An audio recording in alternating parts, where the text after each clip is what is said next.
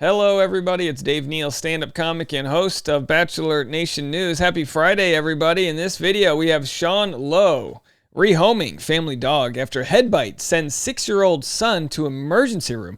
Pretty scary story. We're going to jump into it in a second. Follow me on Instagram at DNeals. If anyone wants to be a part of the membership community for as little as $5 a month, you can help contribute to the channel. Put some bread in the tip jar, patreon.com/Dave Neal. I'll be going live right after this privately on the membership community. If you want to help the show keep on going, that's the best way to do it. And also every afternoon, Bachelor Rush Hour, the podcast. Today's Bachelor Rush Hour podcast has an exclusive interview that I did with 2 different Love is Blind contestants.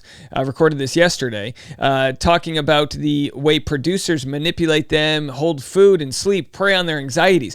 Pretty wild and damning stuff coming out about the producers. A lawsuit is going down. We talk all about that. It's fascinating. I'll have some clips on Instagram, and you can listen for free, bachelorrushhour.com.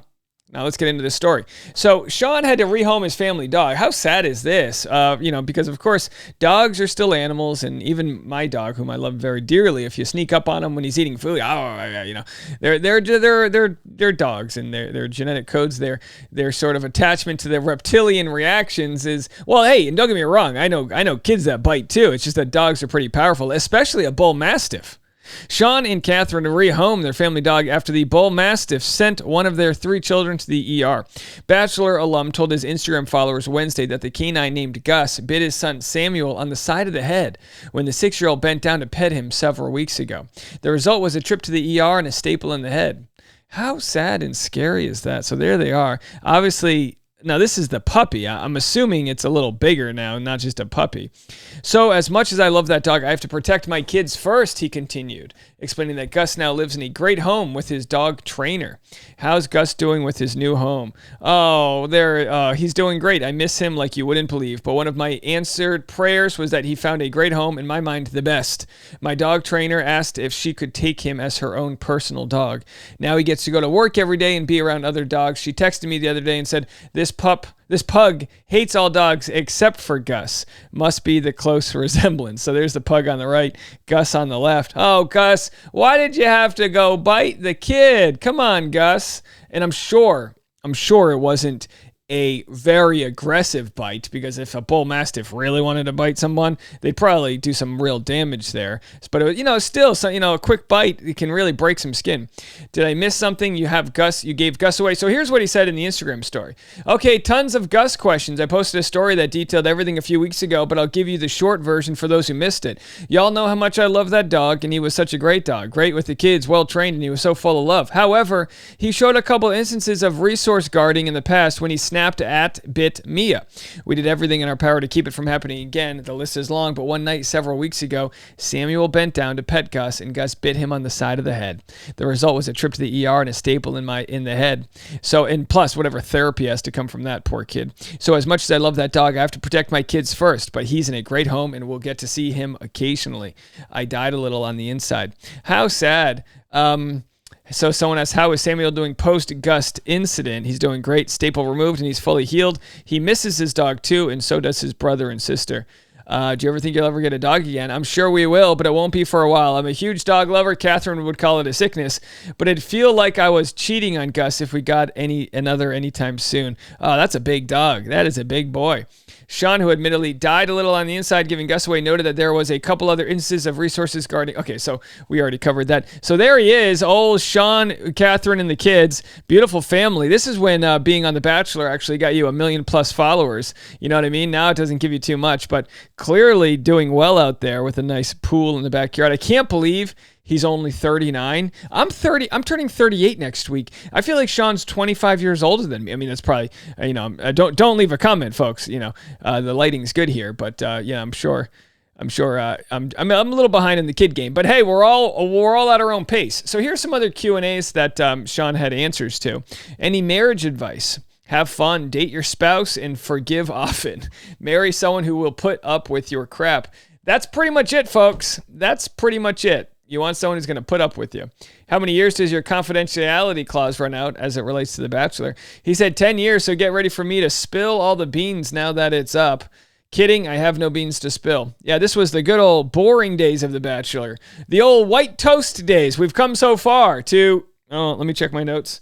Clayton, and hold on a second, Zach. Okay, here we are. Were there any challenges marrying someone of a different culture? Depends on what culture you're talking about. As far as the Filipino culture, 0 challenges, but going from Seattle to Dallas definitely created a few. 2 vastly different places. Why are people always trying to steal your truck? This is his truck. Because I'm an idiot and bought an obnoxiously loud and fast truck that criminals love. I'm selling it soon.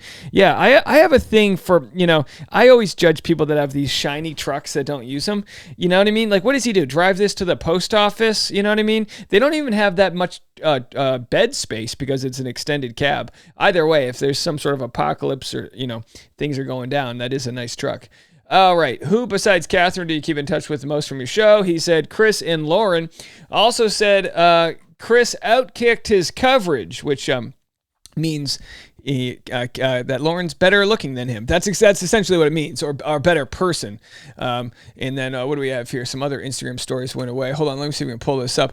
This was me yesterday with my dog. Now, I've got a elderly basset hound. We are showing unconditional grace to the conditions that Boone has, which is, fecal incontinence, which basically means he poops a lot inside and pees a lot inside. But that's okay. We have finished cement floors. It's easy to clean. But that's what happens when you get an older dog. Now, save all the vets in the comment section. Did you try this? Did you try that? He's a good boy. He's 14, and his feet work okay, but his back legs are just, they have a tough time with extended periods of walking. And because of that, we got our 14-year-old puppy a nice wagon. Our dog doesn't have good use of his back legs, but that's not going to slow us down.